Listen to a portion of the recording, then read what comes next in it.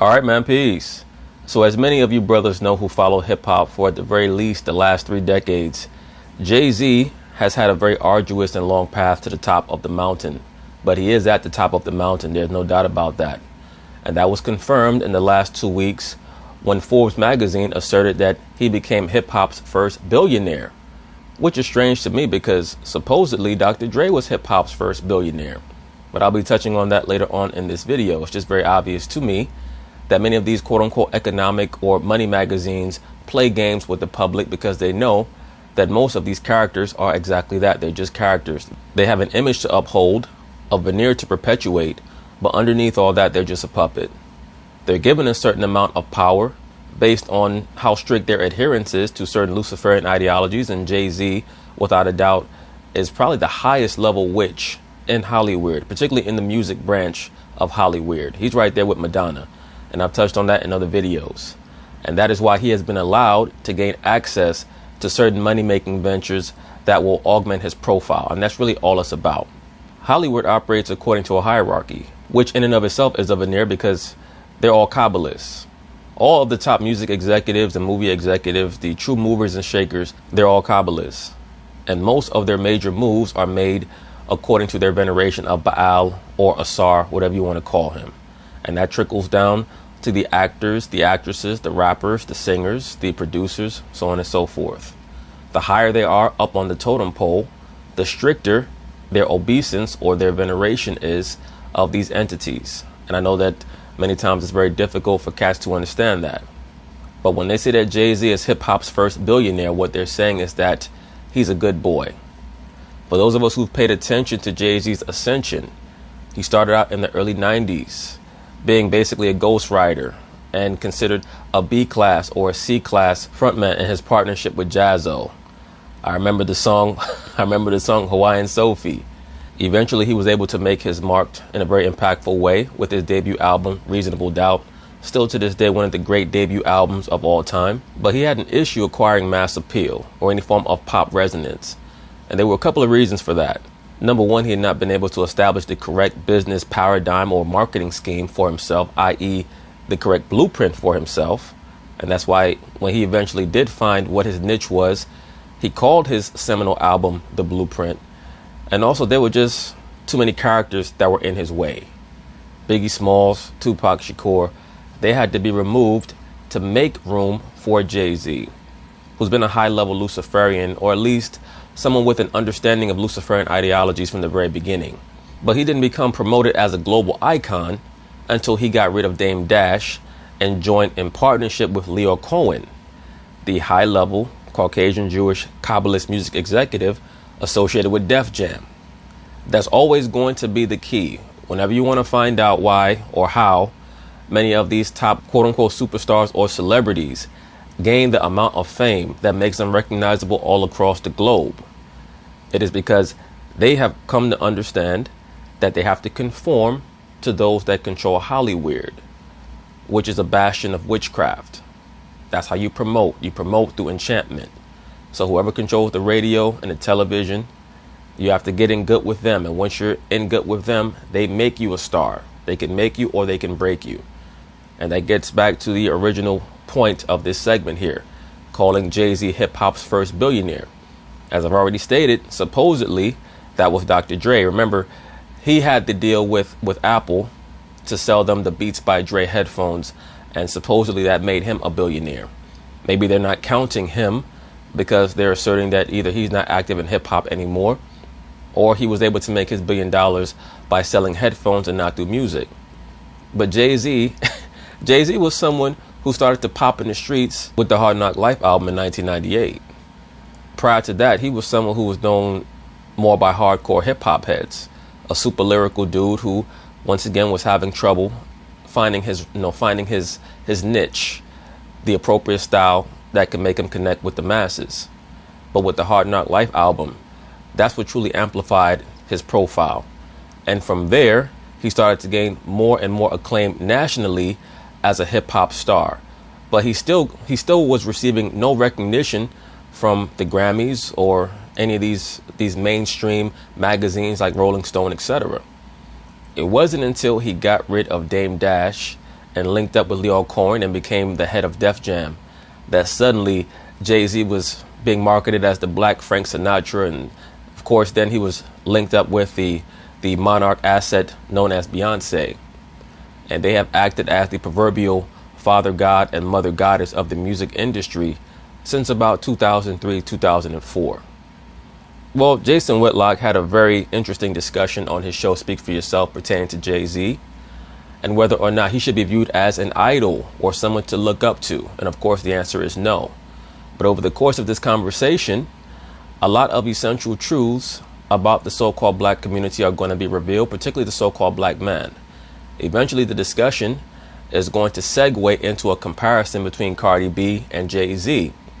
And we should pay very close attention to the thought process of certain members of this discussion panel, because once again, it's going to be very revelatory pertaining to the issues that we have and the issues that we have to transcend and get over in order for us to advance as a people.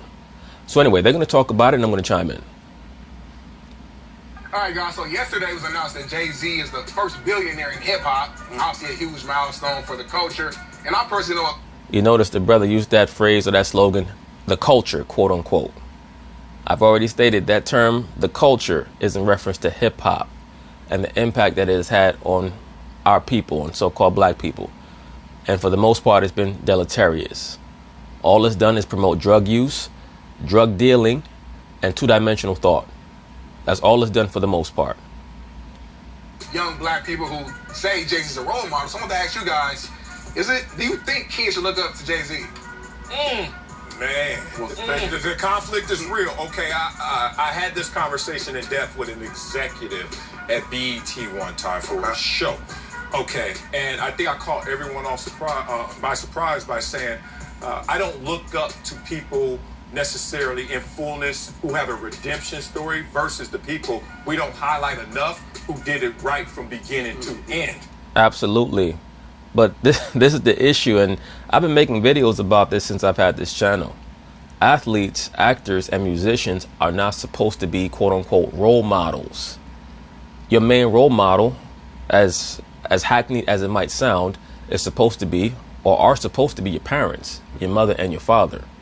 And that's why I have that series, Black Man Protect Your Seed. That's why I state that we should not be procreating unless we know that we're going to be bringing our child or our children into productive environments. This notion that, I'm from the hood and my son is going to be raised up in this hood. The only thing that you're going to ensure is that your son is going to have the same demons that you have. So three-dimensional thought is, if I know that I'm living or that I grew up in a corrosive, acerbic, acidic, toxic environment, I want to make sure that I can elevate myself to the point where I can move out before I bring another child into the world. Because we have to get rid of the hood mentality. And due to the hood mentality, we start to exalt people who, as Marcellus Wiley puts so well, have a redemption story, which normally means I made a series of bad decisions or I sold myself out early on. And now I'm the recipient of all of this acclaim. And no one really knows why I'm getting all of this acclaim. Once again, a lot of you cats, that's why I started the video by stating that Jay-Z pretty much has a 30-year hip-hop career. And he was more relevant in the 90s to real hip-hop heads than he was in the 2000s. But in the 2000s is when the global marketing for Jay-Z started. Why is that? Now, Jay-Z fits in the redemption story. We all know his beginnings and selling drugs and turned that around, monetized that, materialized that into tremendous success, which I respect. But my messaging to people is, let's start that from the beginning. Let's not fall down and then get up in those ways, in those aspects. Absolutely, and that's what's known as three-dimensional thought. Let's change the way, like Denzel said in Remember the Titans, we're going to change the way we run. We're going to change the way we eat. We're going to change the way we tackle. We're going to change the way we block, right? Because he was noting the fundamental issues that the football team had that were stopping them from being successful. Those are the same things that we have to attack as a so-called quote-unquote black community. That's why my channel is always going to be directed at the men, because the men are the head. So you start with the head. We can't always point the blame at or point the finger at the woman, at the so-called black woman. No matter what the TV tells you, the woman is always going to look to the man for inspiration. No matter how combative they try to act or claim that I don't need a man's validation, you were put on the earth to gain a man's validation because the man is the prime creator. Always has been and always will be. Everything around us was built and or designed by men. That's the bottom line of it. So we have to focus on the man. In my household, I love Jay-Z. As an artist, my son may grow up to like Jay-Z. But I'm going to talk about a different story. Maybe not someone who's a billionaire. And well, we already know the story that you should be talking about, Marcellus Wiley, and I'm sure that you understand that already. And that will be your story. Because your son has to look at you as his prime inspiration, as his prime model. Who didn't have those beginnings that turned him around. Someone who did it from start to finish. The question for me is, why are we looking up to him? Are we gonna... Great question. Their answer is the reason why people are programmed to look up to Jay-Z is because Jay-Z is controlled. He's a proxy for the energies that they want people to receive. That's the answer. That's the short answer. The long answer is that Jay-Z is a worker in what they call the great work to promote Luciferian ideologies. And we all know what most of those ideologies are. I recently saw Jay-Z in an interview with David Letterman, and he was basically trying to castigate anyone who even remotely thought about not accepting lesbianism or homosexuality. And he used a lot of the same slogans or phrases or the buzzwords that are used today to try to demean people who are not receptive to that life choice. He said, basically, you're a dinosaur. You're living in the past. Why was he saying that? Because his mother came out as a lesbian. So he was trying to defend that life choice. And that's a major issue that many so-called black people have. They believe that because their sister's a lesbian or their brother or their cousin is a homosexual, that means I have to accept that life choice because I have a family member who has embraced that life choice. That doesn't make it right. You can still love your family member and hope and pray that they repent from that life choice or try to assist them in the psychological issue that they almost unerringly have. And, you can also be against that life choice, right? You can still support them and be against that life choice. But if you're a two-dimensional thinker, then everything is going to be addressed emotionally on your part. So now, okay, my father used to rob banks. I love my dad. So now I'm not going to come against people who rob banks. Like, that makes no sense whatsoever. But it's really based on what your moral compass is and what your moral code is. Are you someone who believes that morality is equivalent to legality? Or are you someone who understands the inherent difference between right and wrong and how that affects, how there's a repercussion that affects the rest of society? How that confusion gets propagated and is deleterious to the masses. Him just because he made $1 billion? Or is it because of the influence that he's had on other kids in terms of what they can do or the message in his music? It's why are we looking at you? And because you're under a spell. But just the fact that you're asking why is a great sign. What are you doing? And to me, to highlight that somebody materialistically has been successful, I don't necessarily want my kids to look at that and say that's the definition of success. So I think that, in other words, Mr. Rick Bucher, you understand that Jay-Z most likely has been able to ascend to the level that he's at through nefarious means. Of course, he's very talented, but it takes a lot more than talent to accrue that high a level of fame. Whether you're Jay-Z or Frank Sinatra or Barbara Streisand or Bob Dylan or James Brown, no matter the race, no matter the gender, they pretty much all have the same story if you're intelligent enough to ask them the right questions. Ed Bradley once asked Bob Dylan how he was able to get the talent and the success that he has, and Bob Dylan pretty much point blank stated that he made a deal with Satan, or as he called him, the great commander. That's what Bob Dylan stated, and you can look that up. Reasons to look up to Jay-Z, but not because he's a billionaire. Yeah, I think we all should admire his struggle, obviously. Everyone likes the underdog story, right? Now, brothers, pay very close attention to this cat right here. I believe his name is DeQuell Jackson. He's going to show you the issues that people have when they worship individuals, when they worship men, and when they're raised in destitute environments without the appropriate quote-unquote role models. That's why I state that, we really have to think about why and when we have children, because children are so receptive. They look around and they see everything that's going on around them, and they pick up on so many different things. they say to themselves, oh, this person gets respect, and this is what they do. They don't associate it with who's getting harmed. They just say, okay, this person's getting respect. This is where they came from. This is how they did it. And this is what they're doing now. So I'm going to do that. And that's why you have so many so-called black men who embrace, quote unquote, drug dealing or gang bang, etc. That's why I did the video that I did on Nipsey Hussle, because I saw what the mainstream media was doing. They were trying to exalt Nipsey Hussle and his life choice to get other black men to embrace joining gangs, because that's going to feed into the prison industrial complex. We have to start looking through things and looking past nonsense, looking through the facade, through the veneer, so that we can get to the point. What exactly is going to be the cost versus the benefit of embracing certain lifestyles? Jay-Z is someone who's literally a 1 in 10 billion that someone who lived the life that he lived would be able to ascend to where he's at now. So he's an outlier of outliers.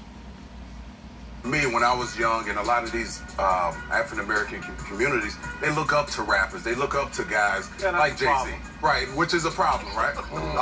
So you have to look at, who are these people identifying with, and the fact that he's come from nothing and where he is now. I agree with you. The money side of it, the monetary side of it, that's not what should be highlighted. The fact that his struggle, what he's overcome, what he means to, from an imagery standpoint. Well, that's part of the problem. Jay-Z does mean a lot from an imagery standpoint, because a lot of so-called black men like to look at him as an inspiration and say, well, he came from nothing, so I know I can come from nothing. We do a very poor job of imbuing our children with confidence and belief and love for themselves. So they search out love through characters on television. Jay-Z is a character. You understand? He's not real. No matter how much he laughs, all that little silly shit he does on TV, his little multi-millionaire laugh. He owns Rock Nation, a lot of other companies. That's great for him. A lot of that is really just him being a mascot. That's neither here nor there. Point being is this: we have to do a better job of instilling a sense of accomplishment in our children for constructive things, as opposed to embracing destructive things. And it's so widespread. We have to start small. Once again, the so-called black man has to protect his seed. And that starts by having a message to bestow upon our children once they're born, when we raise them, so that they don't get caught up in the bad things. Like Denzel said, not to quote Denzel again, but in the film John Q, there was a great scene where he's talking to his son. Remember, he's trying to find a heart for his son, and his son is passed out. And Denzel's at the point where he's ready to kill himself so that his heart will go to his son. And he tells his son, while his son is unconscious, he says, stay away from the bad things. That's the most important thing. If you look at Jay-Z as an idol, you're not going to stay away from the bad things, because his story is about the glorification of drug dealing. And once again, he's a 1 in 10 billion story. Darnell, what's your thoughts on Cardi-B? You a big fan of Cardi-B? You look up to her as an idol? No, I mean, her music is cool. If I'm out partying and that type of thing, I'll listen to it. I'm dancing, but I don't look up to Cardi B. No, it's not a role model, no. Okay, and so there's no difference between Cardi B and Jay-Z. Yeah. None.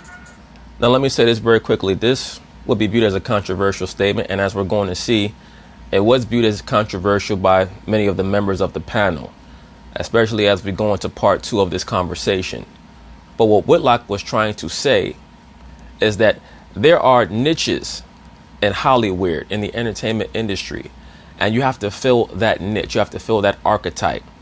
They go according to a program, and that's what I try to accentuate to you, brothers. I did a video on ISIS Locktons where I show that Cardi B, Nicki Minaj, Lil' Kim, they all have to fulfill the same role, or the same archetypal role in Hollywood or in the music industry, where they're told, this is how you're going to dress, this is what you're going to rap about, this is how you're going to rap, this is how you're going to pose. When Whitlock says that there's no difference between Cardi B and Jay-Z, basically he's saying that they're both being pimped out by the industry. But he can't say that on TV. And it's going to be very difficult for others to understand his viewpoint if you're not a three-dimensional thinker. A lot of our people are very carnal, so it's difficult for them to grasp who these people and what they actually are, because we've been trained to just idolize what we see on television. But that was his point. His point is that both Cardi-B and Jay-Z are being pimped behind the scenes. Zero. Jay-Z sold drugs, Cardi-B sold her body. Absolutely. No, both of them then turned me dealing drugs, me being a stripper and gaming dudes and ripping them off, drugging them and stealing. They then turned that into music and sold it and became. He's become a billionaire. I'm sure Cardi B's a millionaire right now. But for those of you brothers out there who remember, Terrence Howard even did a mock-up of that pathway to fame. What's the name of that flick that Terrence Howard did in 2005? I believe it was with Taraji P. Henson, Hustle and Flow. In that film where he was the pimp and he was trying to find his way into the hip-hop world. That's another aspect of the entertainment industry, especially pertaining to quote-unquote black music. They need you to come from an impoverished background. They need you to come from a violent background because that's the narrative that they want to sell on you, that you're a degenerate. And therefore, that's how they can substantiate or validate you making degenerate music. They don't like it. They don't want to hear, I graduated from Harvard and I want to be a rapper and I also happen to be a so-called black person. Because their thing is, the music that we feed to so-called blacks has to reinforce degeneracy, because that's how we keep them as useless eaters. That's how we keep them feeling the prison industrial complex. So they're not enough music executives that get questioned on why so-called black music gets geared in that direction. Once again, prior to the crack epidemic, so-called black music was geared towards love music. After the crack epidemic and the black feminist movement of the late 1970s, everything was primed towards separating the so-called black man and woman and promoting violence and drug dealing and drug using. And so I don't think they're role models for young people. I think we have this thing that whoever made the most money obviously is some icon and is great. And they have all the solutions there. A lot of times the person who makes the most money is the person willing to take the biggest shortcuts. Person willing to cut corners, be unethical. Again, Jay-Z's a pornographer. I've said this way. Larry Flint's worth $500 million. I looked that up earlier on the show.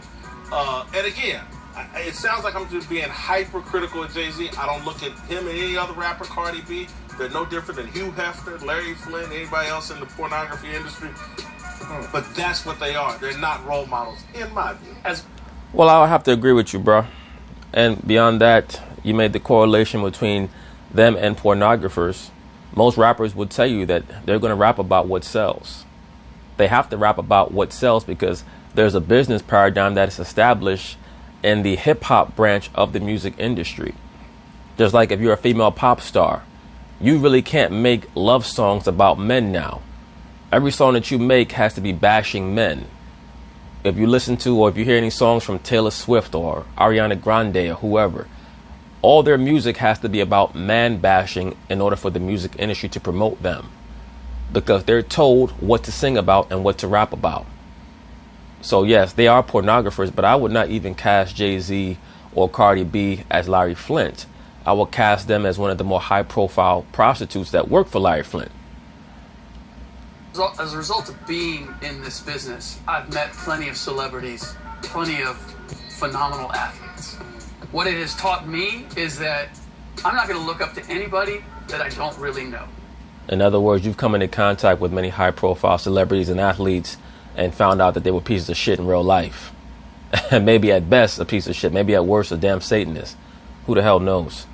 See, people like this guy, Rick Bucher, Jason Whitlock, these are the type of people that you would love to have a conversation with off camera so that maybe they could divulge what they really know about many of these characters. Because I cannot stress enough how you cannot take at face value the image that these top level athletes or actors or whatever entertainers project of themselves. The bottom line is about making money. I'm not going to look at the image and say and present that to my kids or anybody else's kids as this is something you should look up to. if you don't really know who they are and what they're about, look up your next door neighbor if they're doing it the right way, or the teacher at school, somebody that you really know what they're all about. Or number one, your parents. That to me should be your role. Yeah, but from an imagery standpoint, just from a young kids growing up in these communities, just the fact that they can relate to a guy that's achieved so much. Right, but no disrespect, brother. If you're a young child growing up in a destitute environment in your community, how could you relate to someone on television if you don't know their real story? And that's the point that you're not getting, and it's because, no disrespect, you operate from a two-dimensional thought process.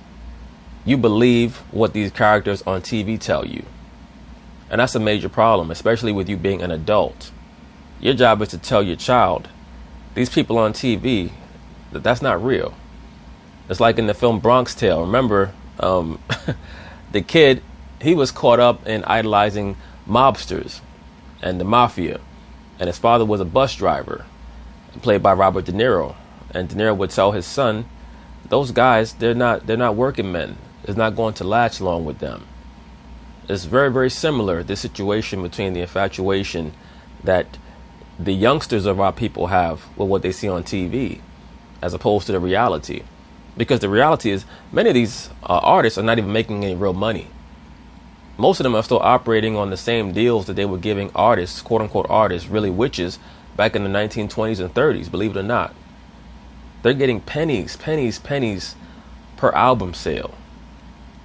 That's where I kind of, I get it. You want to look up. Y'all have made it hard for me to go to school. My kids go to school. Okay, so now, brothers, we're going to move on to part 2 of this conversation. And due to Whitlock's quote-unquote controversial alignment of Jay-Z to Cardi-B, that caused a bit of a hullabaloo within certain members of the talking panel. Now, they are going to swap out Rick Bucher for Jim Jackson. But what we're going to see in part 2 of this conversation is that initially, the other members of the panel are going to try to attack Whitlock for synchronizing Jay-Z to Cardi-B. But at the very end of this conversation, we're going to see the effect of the attempt to exalt Jay-Z over Cardi-B. Let's just pay very close attention to what goes on here. All right, so yesterday I asked you guys if kids should look up to Jay-Z, and Whitlock, you compared him to Cardi-B. A lot of pushback online, so I want to ask you guys, is this really a fair... Because the people online, number one, are idiots. Number two, they're respecters of persons. When someone like Whitlock compares Jay-Z to Cardi-B, the first thing that resonates in people's minds is, what is this guy talking about? Jay-Z is a lyrical genius. Cardi-B does not even write her own raps. She's an idiot. But they don't understand. Both of these people are actors. They have business opportunities presented for them based on their ability to conform to the overall culture of the music industry. When you get to that level of a Cardi-B or a Jay-Z, that level of exaltation, is because you're a conformist. It's not because you're a maverick. You're a conformist. They almost conform to the hierarchy of the entertainment industry. And that means the veneration of Baal or Molech or Asar, whatever you want to call that entity, as well as the understanding that you must obey whatever the super liberal Caucasian Jew music and movie executives tell you. That's the bottom line, because they control the money, they control the perception through the mainstream media, whether it's TV or through the print media. That's the bottom line. So Jay-Z and Cardi-B are of the same species in the entertainment industry. They might be two different types of animals, but they're of the same species. Well, of course I think it is. I made it. You elaborate, because I could take that a lot of different ways. Well, so I don't want to take it out of The Quell and I nearly came to blows after the show. We did. He stopped by my dressing room. Yeah. I'm not surprised. It's very clear that DeQuell Jackson idolizes Jay-Z. Like, that's very clear. And that's a major issue. And that's something that Whitlock has to be careful of.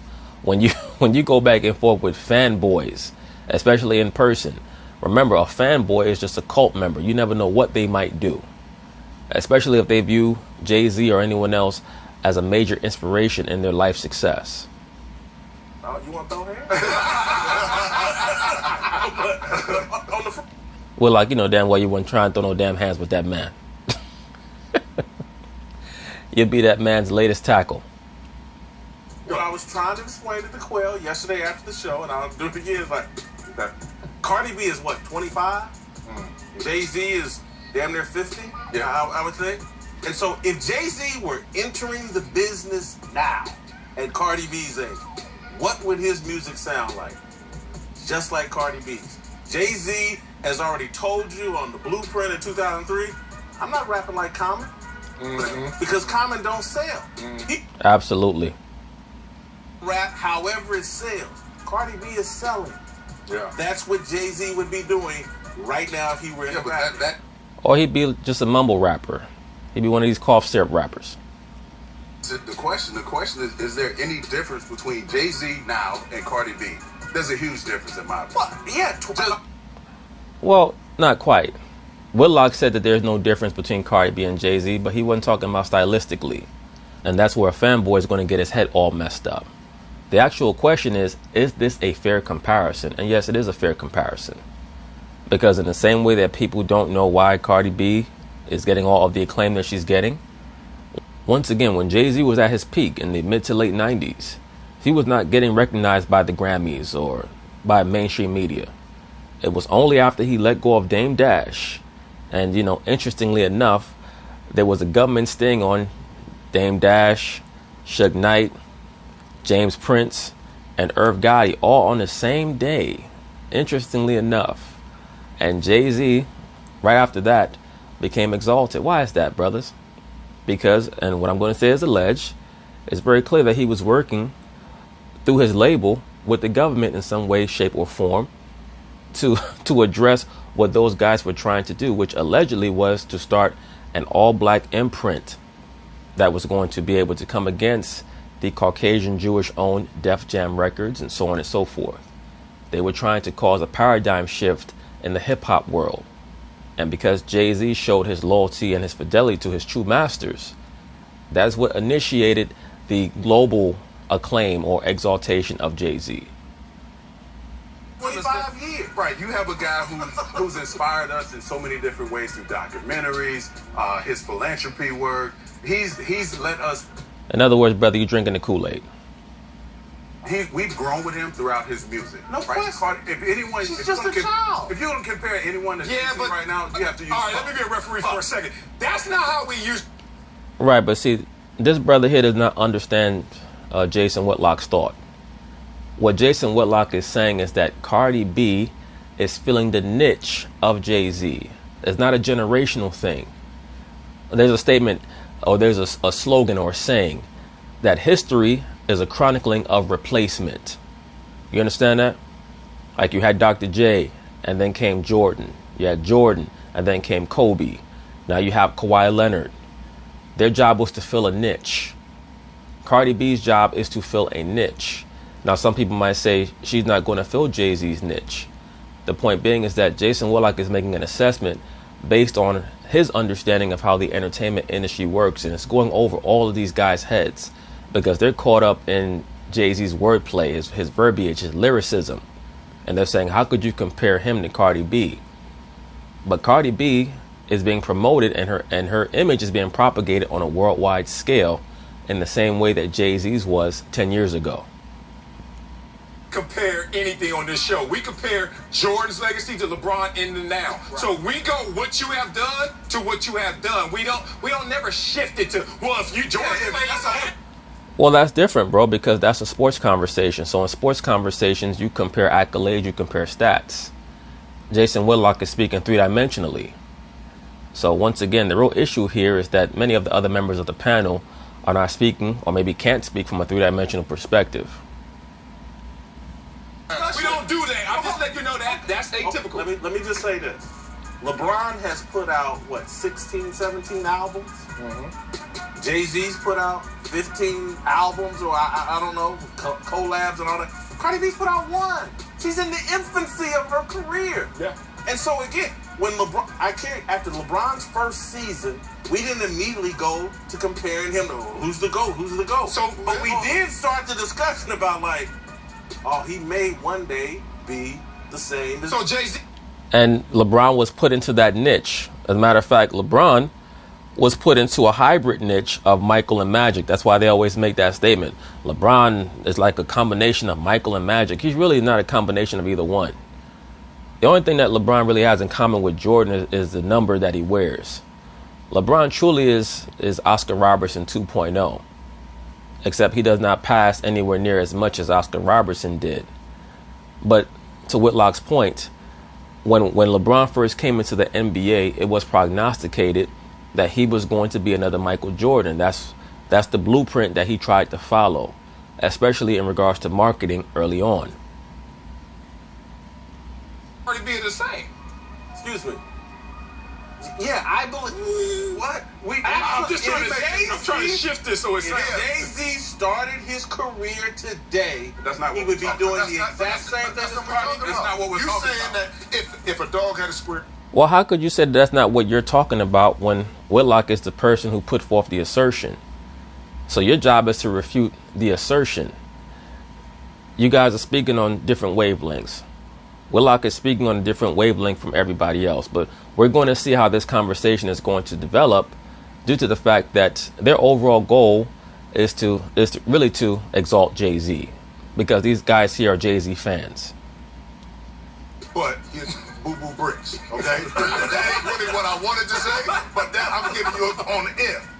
Let me rewind it back a little bit so that we can get what Jim Jackson is stating in context. What we're saying that if a dog had a square butt, it's boo-boo bricks, okay? That ain't really what I wanted to say, but that I'm giving you on the air. The question, there's no difference between Jay-Z and Cardi B. It is. Oh my God. Does Cardi B own? She doesn't have it. She's just getting started, brother. You're missing the point. Whitlock's point is that they have Cardi B on the pathway to that same Jay-Z type of dynamic. For example, Rihanna, they know that her quote-unquote singing career is drying up. So they presented her with a business opportunity for Fenty, because that's their way of showing her that they're thankful for her being a promoter of witchcraft for the last 12, 13 years, which is what her music has always been about. Once you embrace the craft, they're always going to look out for you. Cardi B is not just going to go, she's not just going to go away. They're going to present her with different business opportunities over the course of her career, in the same way that they did Jay-Z, Rihanna, Beyonce, etc. These people, they don't just go away. But that's what this is. So they're not the same. They're not the same. And we don't know if she's going to ever turn into. We make this mistake all the time when in golf. Tiger Woods to who? Jordan Spieth. And guess what happened to Jordan Spieth? He's still a solid player, but he's not Tiger Woods. He's in a league of his own. He's in a class of his own. Tom Brady, class of his own. Michael Jordan, class of his own. Jay-Z, class of his own. You can't compare someone starting this out. Man, I want to to a Jay-Z, a pioneer of his business. I'm not saying her career is the same as Jay-Z, because she hasn't had a career. My point to Darnell yesterday was like, okay, you got Jay-Z on a pedestal that I don't believe he belongs on. Ding. Because he ain't nothing but a pornography rapper. See, that's why. And they agree. Well, the music speaks for itself. But if you can find Jay enough the last 2 hours, but initially, I didn't know if I really know what you said too, Whit, about athletes being role models. Kind of take it personal a little bit because you shouldn't let. Well, brother, no disrespect. If Jason Whitlock said that athletes should not be role models and you took it personally, that means that you might not be emotionally fit for the conversation. Because if you think that athletes should be primary role models in the so-called black community, that's part of the problem. That's one of the main reasons why the issues don't get solved. Because what they're trying to do is find any quote-unquote role model or blueprint for the young black boy to follow other than the father in the home. That's why, this notion that the so-called black man does not want to preside over the household. It's not just about the so-called black man. There are a myriad of forces that are trying to stop the so-called black man from assuming his rightful place as the patriarch of the household. If you were to go on the quote-unquote Black Lives Matter website, or as I call them, the Black Lesbians Matter website, you'll see that all of their bullet points are more about destroying the patriarchy than any type of racial justice. When the liberal black woman starts to speak about race, it's only an attention grab and a ploy to receive attention for their real platform, that being toxic feminism, as well as globalism. That's all it's really about. But just to get back to the point, Jim Jackson has to understand, no, athletes are not supposed to be primary role models for children. No way in hell. To him.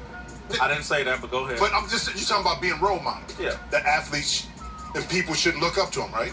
No, I role said that model. about Jay-Z. You said I athletes too, though. have a whole different narrative on athletes. We get these celebrity athletes and multimillionaire athletes. Yes, I think the era of money has changed athletes and the whole profession of sports to the point that, yeah, we shouldn't look at them as role models because money does things to people that is just undefeated. And not only that, Whitlock, but you should not be looking to people on television as role models because the life that they're living is based on projection. It's not based on reality. So it's amazing to me that Jim Jackson, someone who normally is very astute and relatively intelligent, would offer pushback on that, especially someone who is a proud father or someone who projects himself as such. they're not really the proper role models anymore. Again, it's some little kid. They never were the proper role models. Not just anymore, they never were. Neighborhood that sees not just the money aspect, but the control and identify to say if he can do this, if LeBron James can go out here and not just play basketball, but can have ownership over here. If Jay-Z has ownership, forget about the fame and fortune. That's motivation within itself to that young boy, to that young girl. Right, but is that really a role model? Like, look, and this is no disrespect. Here's the problem.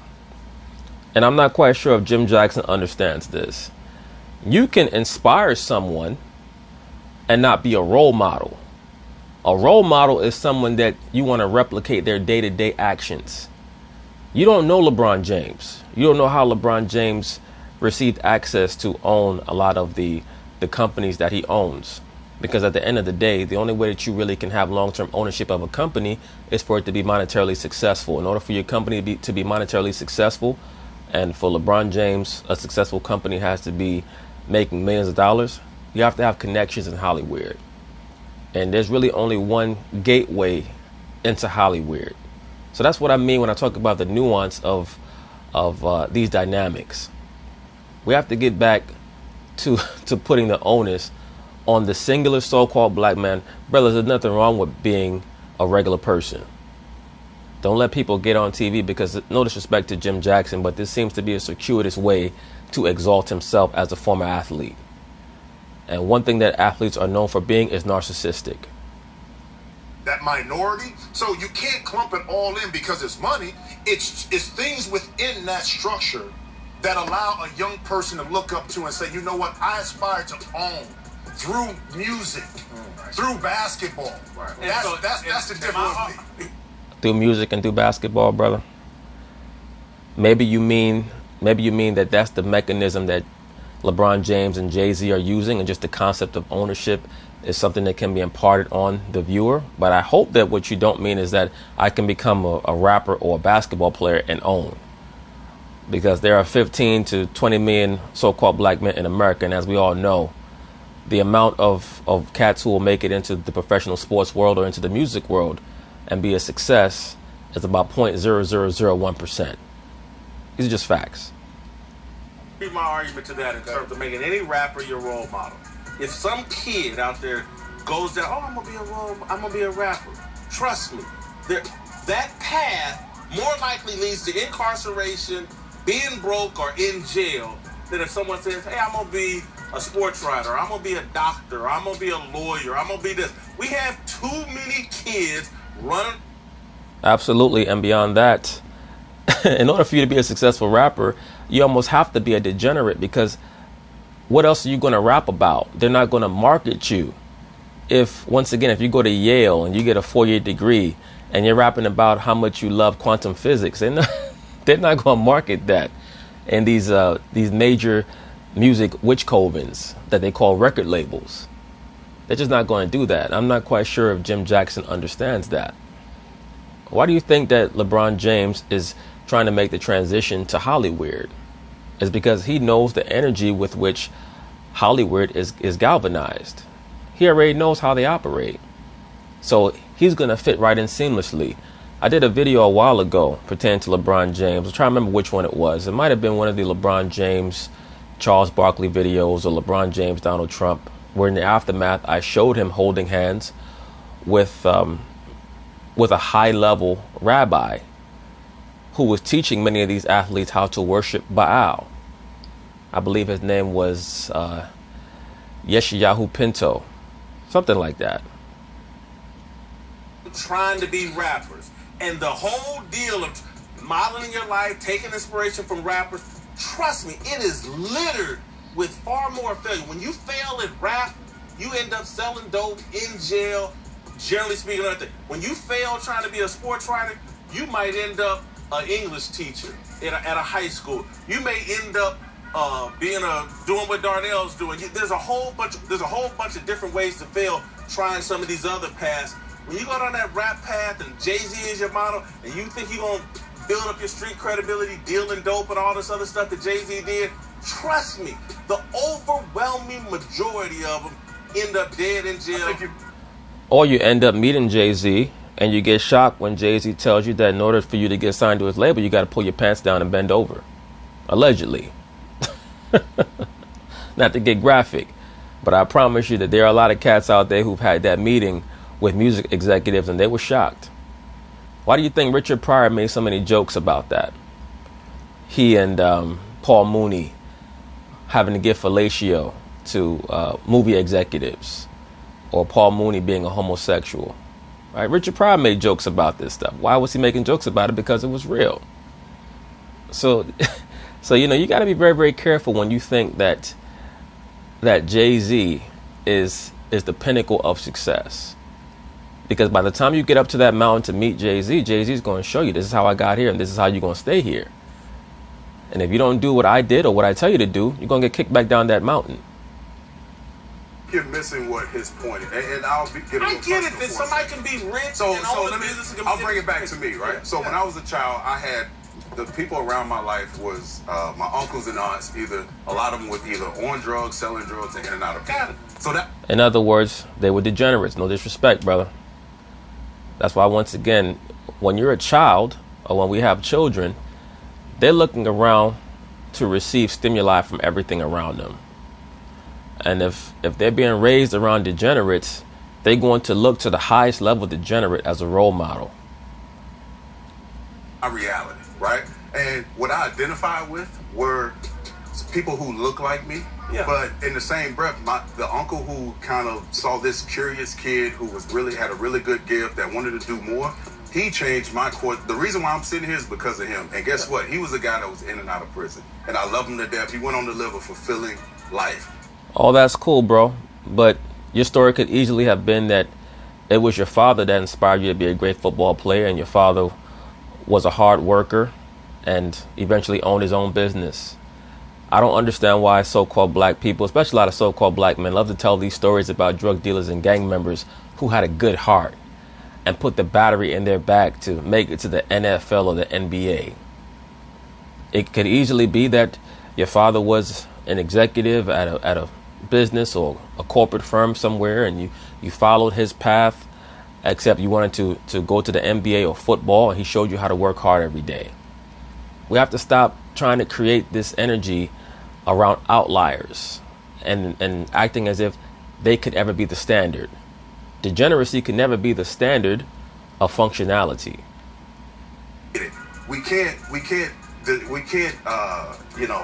I'm not trying to dismiss those people. Yeah, dismiss. Yeah. What I'm trying to say is, you can't take an individual anecdote that worked for you and apply it in general and think that that's a good path for the overwhelming majority of kids mentored by people in and out of incarceration. It doesn't end well. I had the same thing in my family.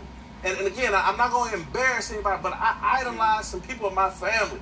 But if I chose them as my role models, trust me, I wouldn't have went there. Absolutely. What I want to separate is what's inspirational versus what should be a role model, what should be an outreach. Completely different. Look, we're all from new circumstances. Let's talk about it. Jay-Z disqualified himself for being a role model for me and for my family when he talked about the things he did to become a success. Now, I'm inspired by your success. I'm inspired by your ownership. I'm inspired by how you went from rags to riches. So we but I am not inspired, and you're not a role model when you talk about the destruction of the community for your individual gain, survival, and then thriving from it. So he's not a role model because he had a different path. We don't know he had an option to do that. Maybe that. Now, brothers, you hear that? This is what happens when you're a fan. You start to concoct reasoning for why people do things that they're not supposed to do. This notion in the so-called black community that somebody became a drug dealer because they didn't have the options. Now, children are going to do whatever is presented to them to do. Children have limited options. The options that a child has are what are presented to them by the adults that brought them into the world. Okay? So that's why I say once again, if you know that you cannot provide your child with a productive upbringing, don't have one until you can. And I don't know why that's so controversial. You get a lot of these pro-blackity blacks, they get upset when you say shit like that. Oh, well, you know, that's just a way to stop us from multiplying. Nigga, all the children you're bringing into the world are growing up to dwell in a hateful existence, and they're going to prison, and they hate themselves and they hate their life, and it's your fault. It's not their fault. Because we're not doing a good enough job showing discretion and when we have a child and with who we have the child. And then they start saying dumb shit like what this brother's saying right here, or they might not have had a choice. You always have a choice. This is going to be the third time that I quoted Denzel in this video. In the film The Book of Eli, when Carnegie tells him that you don't have a choice. Or I think when a Carnegie's henchman tells him you don't have a choice, and Denzel looks at him and said there's always a choice. His best option at the No. We going there to We need to quit selling. Now, even Marcellus Wiley had to stop the quell. Let me rewind this back a little bit, because this was funny. We don't know he had an option to do that. Maybe that was his best option at the time. No. We going there to We need to quit. Marcellus Wiley, we going there to quell? Yes, you know why the conversation is going there, Marcellus Wiley? Because you guys tried to attack Whitlock earlier on in this conversation pertaining to the assertion that he made about Jay-Z. And now you're getting some insight into how toxic and how poisonous the veneration of someone like Jay-Z is. People will do anything to justify deleterious behavior when you're a fan, i.e. a cult member. So that's why, Marcellus Wiley, you have to be very, very careful the energy that you try to validate or substantiate just because it's a hip hop guy that people like. And Jim Jackson, of course, is quiet right now because that demon that's within DeQuell Jackson is starting to come out. But DeQuell, what? Whoa, stop. But why can't he be a role model? Stop. We gotta quit trying to pretend to these kids that drug dealing is the only. No, I'm not condoning drug dealing. I'm not condoning. Well, brother, you did, because you just said that he might not have had any options. So you did condone it. Like it's the only, because it's not. I agree. There's millions of examples. And DeQuell, we got to stop because we got to go to break. Right. And unfortunately, me and Marcellus are the hosts of the show, so we just got to stop there. But DeQuell, I'm just going to tell you, and I'm saying this without any, you need to read more, bro, and expand your horizon. Reading is the key to understanding the world. It amplifies. It's a steroid for your understanding of life. I'm not condoning. I get it, but you're passing it off like his only option was drug dealing. Absolutely. And DeQuell Jackson, you are condoning it. At the moment that you said, how do we know that he did not have any other options? You condoned it. And you got called out for it. And hopefully this tongue lashing that you're getting from Whitlock will allow you to think on a higher level, on a three-dimensional level. Because the real issue that DeQuell Jackson has is that he's a two-dimensional Negro, a.k.a. a quote-unquote pro-blackity black or wokety woke. That's why I get on them dudes. Because I know how they operate. They make excuses for every damn thing, and they think at a low level, and everything with them is about the emotions. No, I'm not saying that. So I don't want that message out there for kids. I agree. Coming up. But anyway, that's basically it on that. This was a very good conversation. Some tense moments. But these are the type of things, these are the type of conversations that we really need to have. When you listen to pro-blackities, they always talk about how they want to sit down with the white man and have a conversation about race. No, our people need to sit down and have conversations about race and the issues that we're having. Because once we get our shit together, we're not going to have to converse with anybody. You never hear racists that have power talking about sitting down and conversing with the white man because they're going about their daily business and being productive. But anyway, peace.